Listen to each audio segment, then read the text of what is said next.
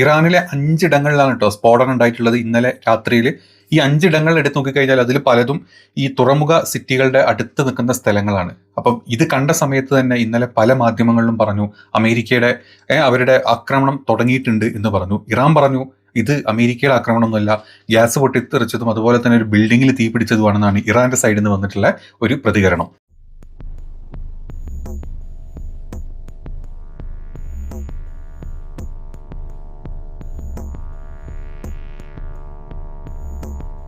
എന്താണെങ്കിലും അമേരിക്ക അവരുടെ സൈഡിൽ നിന്ന് വിട്ട ബോംബ് അല്ലെങ്കിലും അമേരിക്ക നിർത്തിയിട്ടില്ല, അതല്ലെങ്കിൽ മൊസാദ് നിർത്തിയിട്ടുള്ള ആരെങ്കിലും ഒക്കെ ആയിരിക്കാം ഈ സ്ഫോടനത്തിന്റെ പിന്നിൽ എന്ന് വേണമെങ്കിൽ നമുക്ക് മനസ്സുകൊണ്ടൊന്ന് ചിന്തിക്കാൻ പറ്റും.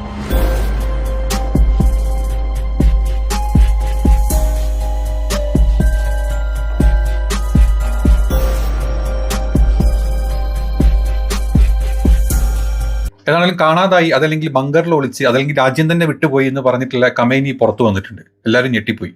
അതായത് ഇത്രയും ദിവസം പല വിദേശ മാധ്യമങ്ങളിലും അതുപോലെ തന്നെ നമ്മുടെ നാട്ടിലെ സംഘമാധ്യമങ്ങളിലും പറഞ്ഞുകൊണ്ടിരുന്നത് പേടിച്ചിട്ട്, ട്രംപിനെ പേടിച്ചിട്ട് ഖമേനിയെ കാണാനില്ല, ആൾ എവിടെയോ ഒളിച്ചിരിക്കുക എന്നാണ് പറഞ്ഞത്. ഈ പറഞ്ഞ ആളുണ്ട് ഇന്നലെ പുറത്തോട്ട് വന്നിട്ടുണ്ട്, അല്ലെങ്കിൽ പുറത്തു വന്നിട്ട് ശക്തമായിട്ടുള്ള ഒരു താക്കീതും കൂടെ അമേരിക്കയ്ക്കും അതുപോലെ തന്നെ ട്രംപിനും കൊടുത്തിട്ടുണ്ട്. അപ്പം ആള് ഒളിച്ചിരിക്കില്ല, ആളെല്ലാം കണ്ടും അറിഞ്ഞും കേട്ടും തന്നെ ഇരിക്കുകയാണെന്നുള്ളതിനുള്ള ഒരു വ്യക്തതയും കൂടെ ഇന്നലത്തെ ഒരു ദിവസം പുറത്തു വന്നിട്ടുണ്ട്. അപ്പം നമുക്ക് ഇന്നലത്തെ പ്രധാനപ്പെട്ട കാര്യങ്ങളെ പറ്റി ഒന്ന് സംസാരിക്കാം. വീഡിയോ കണ്ടവരും കണ്ടുകൊണ്ടിരിക്കുന്നവരും ഇനി കണ്ടിഷ്ടപ്പെടുന്നവരും ലൈക്ക് സ്റ്റാർട്ടിങ്ങിൽ തന്നെ ചെയ്യണം. ഇത് മാക്സിമം റീച്ചിലോട്ട് എത്തട്ടെ, എന്താണ് അവിടെ നടക്കുന്നതെന്ന് അറിയാൻ വേണ്ടിയിട്ടോ. അപ്പോൾ നമുക്ക് ഇറാനിൽ ഇന്നലെ, അതായത് ജനുവരി 31-ാം തീയതി, ഇന്ന് 1-ാം തീയതി കേട്ടോ, ഇന്ന് യുദ്ധം തുടങ്ങും അല്ലെങ്കിൽ ഇന്ന് ഒരു അടി ഉണ്ടായിരിക്കാം എന്നൊക്കെ പല ഡീറ്റെയിൽസും വരുന്നുണ്ട്. നമ്മളൊരു വീഡിയോ ഇന്നലെ ചെയ്തിരുന്നു.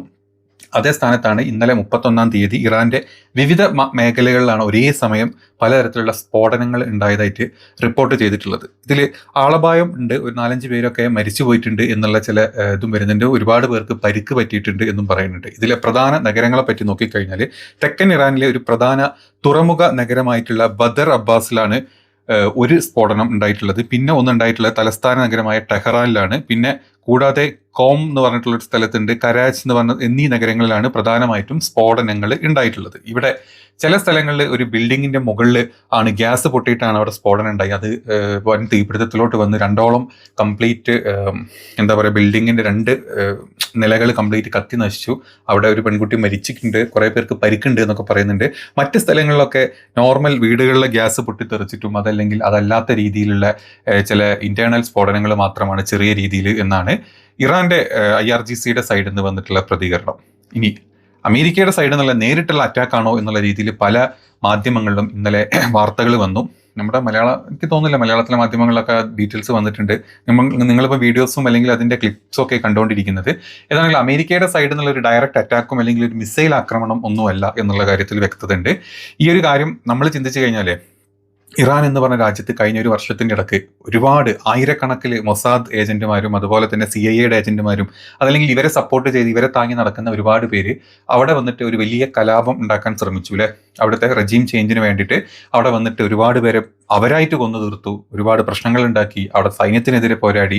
അങ്ങനെയാണ് അവിടെ ഇത്രയും വലിയൊരു ആഭ്യന്തര കലാപം, റെജീം ചേഞ്ചിന് വേണ്ടിയിട്ടുള്ള ആഭ്യന്തര കലാപം ഉണ്ടാക്കിയിട്ടുള്ളത്. അതിന്റെ മുന്നിട്ട് നിന്ന സകല ഏജന്റുമാരെയും ഇറാൻ പിടിക്കുകയും ചെയ്തിട്ടുണ്ട്. അതിൽ ഒരുപാട് പേരെ കൊല്ലുകയും ചെയ്തിട്ടുണ്ട്.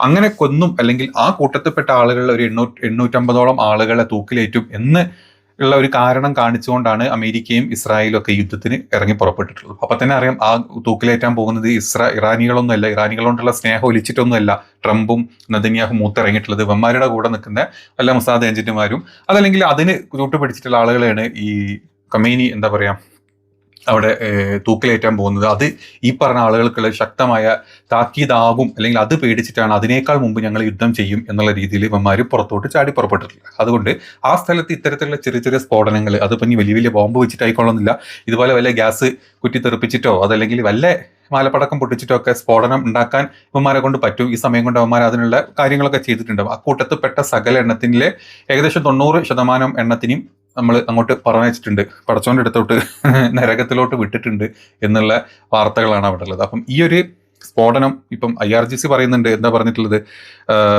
സർക്കാരിന്റെ വാദം ഗ്യാസ് പൈപ്പ് ലൈൻ പൊട്ടി ഉള്ള സ്ഫോടനങ്ങളാണ് ഇതിലെല്ലാ സ്ഫോടനങ്ങളും എന്നാണ് സർക്കാരിന്റെ ഭാഗത്തു നിന്നുള്ള വിശദീകരണം. പക്ഷേ ഈ ഒരു ദിവസം പല സ്ഥലങ്ങളിലും ഇത്തരത്തിലുള്ള ഗ്യാസ് പൊട്ടുന്ന ഒരു സ്ഫോടനങ്ങളിൽ നമ്മൾ പറഞ്ഞ പോലെ പല ഗൂഢാലോചനകളും കാണും.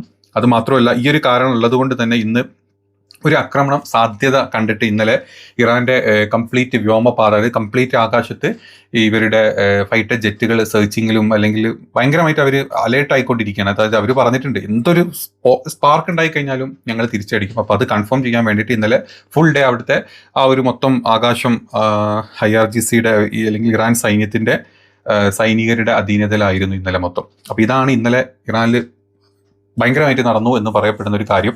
അപ്പോൾ അതൊന്ന് അപ്ഡേറ്റ് ചെയ്യണം തോന്നി രാവിലെ തന്നെ. അതാണ് ആ ഒരു ഇത് ഇട്ടിട്ടുള്ളത്. ഇനി രണ്ടാമത്തെ കാര്യം എന്ന് പറഞ്ഞു കഴിഞ്ഞാൽ ആയത്തുള്ള ഖമേനി ഒളിച്ചിരിക്കുകയാണ്. ഖമേനി ഇവിടെ ബങ്കറിൽ ഒളിച്ചിരിക്കുകയാണ്, അല്ലെങ്കിൽ ഇറാൻ വിട്ട് അങ്ങ് റഷ്യയിലോട്ട് കടന്നിട്ടുണ്ട് എന്നൊക്കെ പറഞ്ഞു. പുള്ളി ഇന്നലെ വ്യക്തമായിട്ട് ഇന്നലെ അവിടുത്തെ ഇസ്ലാമിക് വിപ്ലവത്തിന്റെ 47ാമത്തെ വാർഷികത്തിന്റെ ഭാഗമായിട്ട് ഖമേനി ഇന്നലെ ഇതിന്റെ മുൻ, അതായത് ഇത് തുടങ്ങി വെച്ചിട്ടുള്ള ഖമേനിയുടെ ഖബർസ്ഥാനത്ത് വന്ന് അവിടെ നിസ്കരിക്കുന്നതിൻ്റെയും അവിടെ പ്രാർത്ഥിക്കുന്നതിൻ്റെയും ഒക്കെ വീഡിയോ ഔട്ട് ചെയ്തിട്ടുണ്ട്, പുറത്തു വന്നിട്ടുണ്ട്. അത് മാത്രമല്ല, ട്രംപിനും US-നുള്ള തക്കതായിട്ടുള്ള ഒരു മുന്നറിയിപ്പും കൂടെ ഖമേനി ഡയറക്റ്റ് ഇന്നലെ കൊടുത്തിട്ടുണ്ട്. അതിന്റെ വിഷ്വൽസ് ആണ് നമ്മൾ ഈ കാണുന്നത്. പുള്ളി വ്യക്തമാക്കിയിട്ടുള്ള കാര്യം, തന്നെ കൊല്ലും, അതായത് എന്നെ ഇല്ലാണ്ടാക്കും എന്ന് പറഞ്ഞ ആ ഒരു ഭീഷണിയൊന്നും ഈ രാജ്യത്തിന്റെ ആ ഒരു മനോവീര്യത്തിനെ കെടുത്തുന്നില്ല. ഞാനല്ലെങ്കിൽ എന്നെ ഈ രാജ്യത്തിന് വേണ്ടിയിട്ട് പോരാടുന്ന ഒരുപാട് സൈനികരും ഈ രാജ്യത്തെ ജനങ്ങളും ഈ നാട്ടിലുണ്ട്. അത് മാത്രമല്ലാതെ ഒരു വശത്ത് ശക്തമായ ഭാഷയിൽ സംസാരിക്കുമ്പോഴും അതേ സ്ഥാനത്ത് നമ്മൾ ഇന്നലെ പറഞ്ഞിട്ടുണ്ട് അതിനെപ്പറ്റി. ഇറാന്റെ പല നേതാക്കളും ഇപ്പം റഷ്യയിലും അതുപോലെ തുർക്കിയിലും ഒക്കെ ഇരുന്നു കഴിഞ്ഞ 2 ദിവസങ്ങളായിട്ട് നയതന്ത്രപരമായിട്ടുള്ള പല ഡിസ്കഷൻസും, അതുപോലെ ഒരു ആക്രമണം വന്നു കഴിഞ്ഞാൽ ഏത് രീതിയിൽ റഷ്യയുടെ സൈഡിൽ നിന്നും മറ്റ് ടർക്കിയുടെ സൈഡിൽ നിന്നൊക്കെയുള്ള സപ്പോർട്ടിനെ പറ്റിയൊക്കെ സംസാരിക്കാനും, അത് മാത്രമല്ല അമേരിക്കയായിട്ടുള്ള ആ ഒരു ഡീൽ എന്ന് പറഞ്ഞിട്ടുള്ളത് സംസാരിക്കാനും, അത് ഏത് രീതിയിലായിരിക്കണം, അതല്ലെങ്കിൽ അമേരിക്ക പറഞ്ഞ പോലെ മാത്രമല്ല ഏത് രീതിയിലായിരിക്കണം എന്നതിനെ പറ്റിയുള്ള ഒരു ഡിസ്കഷനൊക്കെയാണ് ഇന്ന് കഴിഞ്ഞ 29-ാം തീയതി 30-ാം തീയതിയൊക്കെ നടന്നിട്ടുള്ളത്.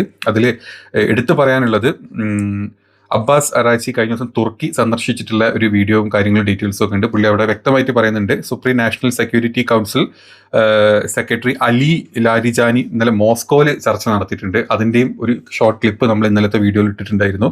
ഈ ചർച്ചകളുടെ ഒക്കെ ഒരു വ്യവസ്ഥ എന്ന് പറഞ്ഞു കഴിഞ്ഞാൽ, ട്രംപ് ഇങ്ങനെ പേടിപ്പിച്ചുകൊണ്ടിരിക്കുമ്പം ആ ഒരു രാജ്യത്തിലെ നേതാക്കൾ അവർ വെറുതെ ഇരിക്കുന്ന ഒരു യുദ്ധം ചെയ്യാം, ഓക്കെ ഞങ്ങൾ തിരിച്ചടിക്കാം, നിങ്ങളടിച്ചോ നിങ്ങളടിച്ചോ എന്ന് മാത്രമല്ല, അതേ സ്ഥാനത്ത് നയതന്ത്രപരമായിട്ടുള്ള പല ഡീലിങ്സ് അല്ലെങ്കിൽ പല ഡിസ്കഷൻസ് നടത്തുന്നതിൻ്റെ ഭാഗമായിട്ടാണ് ഇവരുടെ വിദേശകാര്യമന്ത്രി ടർക്കിയിലോട്ട് പോകുന്നതും, അല്ലെങ്കിൽ അവിടുത്തെ സുപ്രീം സൈനിക നേതാവായിട്ടുള്ള അലി ലാരിജാനി ഇപ്പുറത്ത് മോസ്കോയിലോട്ടൊക്കെ പോകുന്നത്. അപ്പം ഇവിടെ 2 കാര്യങ്ങളുണ്ട്, ഇവരുടെ സപ്പോർട്ടും ഇവരുടെ സൈനിക സപ്പോർട്ട്, അതല്ലെങ്കിൽ ഇവരുടെ മറ്റ് ഇന്റലിജൻസ് സപ്പോർട്ട്. അത് മാത്രമല്ല, അതൊന്നും അല്ലെങ്കിൽ ഇത്തരത്തിലുള്ളൊരു ഡീല് ട്രംപുമായി നടക്കുന്നുണ്ടെങ്കിൽ ആ ഡീലിന് വേണ്ടിയിട്ടുള്ള കാര്യങ്ങളെപ്പറ്റി സംസാരിക്കാനൊക്കെ ആയിരിക്കും. കാരണം ഇറാനെ പോലത്തെയും അമേരിക്ക പോലത്തെയും 2 വലിയ രാജ്യങ്ങൾ, ഈ 2 രാജ്യങ്ങളുടെ ഇടയിൽ നിന്ന് സംസാരിക്കണമെങ്കിൽ അതിന് ഒത്ത കുറച്ച് രാജ്യങ്ങളായിരിക്കട്ടെ. അതല്ലാണ്ട് ഈ പറഞ്ഞ അറബ് കൺട്രീസിലെ ഒറ്റൊന്നിനെ കൊണ്ട് പറ്റില്ല, ഒരാൾക്കും പറ്റില്ല. ഈ 2 വലിയ ഒരു കട്ടക്ക് നിൽക്കുന്ന 2 രാജ്യങ്ങളുടെ മധ്യസ്ഥം പറയാൻ വേണ്ടിയിട്ട് ഒരു GCC കൺട്രീസിനെ കൊണ്ട് നടക്കില്ല. പിന്നെ മറ്റ് ഇത്രയും ശക്തമായിട്ടുള്ള ഒരു രാജ്യങ്ങളും വേറെ ഇല്ല.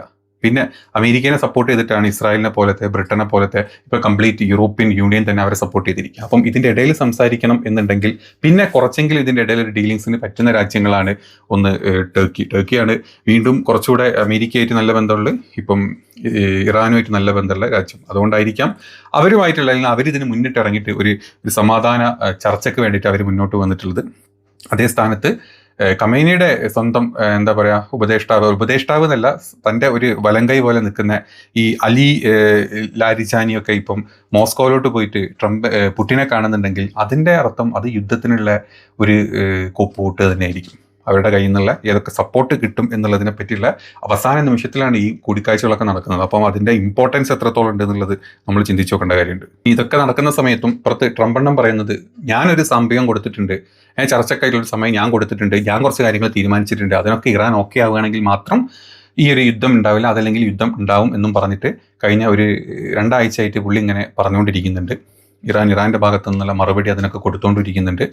യുദ്ധം വന്നു കഴിഞ്ഞാൽ അതൊന്നിനൊരു പരിഹാരമല്ല. ഈ വീഡിയോ ചെയ്യുന്ന എനിക്കും കണ്ടുകൊണ്ടിരിക്കുന്ന നിങ്ങൾക്കും ഈ നാട്ടിലെ ആൾക്കാർക്ക് പോലും അത് വലിയ രീതിയിൽ എഫക്റ്റ് ചെയ്യുമെങ്കിൽ ആ രാജ്യത്തെ ആളുകൾ എത്ര ടെൻഷൻ അടിച്ചിട്ട്, അല്ലെങ്കിൽ എന്താണ് നാളെ മറ്റന്നാൾ അല്ലെങ്കിൽ കിടന്നുറങ്ങുമ്പോൾ ഉറക്കത്തിൽ എന്ത് വരും എന്ന് പോലും ചിന്തിച്ച് കഴിയുന്ന ആളുകളാണ്. അതിന് ചുറ്റുവട്ടത്തുള്ള ആൾക്കാരുടെ അവസ്ഥ നിങ്ങൾ ആലോചിച്ച് നോക്ക്. അതായത് ഇറാൻ അടിക്കും എന്ന് പറഞ്ഞ സ്ഥലങ്ങളിലെ GCC കൺട്രീസിലെ ആളുകളുടെ അവസ്ഥ, പ്രവാസികളുണ്ട്, നമ്മളെ നാട്ടുകാരുണ്ട്, എല്ലാ നാട്ടുകാരും ഉണ്ട്. ഇവിടെ നമ്മളെ നാട്ടുകാർ എന്നുള്ളതല്ല, ഒരുപാട് മനുഷ്യരുണ്ട്. ഇവരൊക്കെ ഇപ്പോൾ ഏത് അവസ്ഥയിലായിരിക്കും എന്നുള്ളത് നമ്മൾ ഇവിടുന്ന് ചുമ്മാ തള്ളി പറഞ്ഞു പോകുന്ന പോലെയല്ല, അതൊരു വല്ലാത്ത മാനസികാവസ്ഥ തന്നെ ആയിരിക്കും.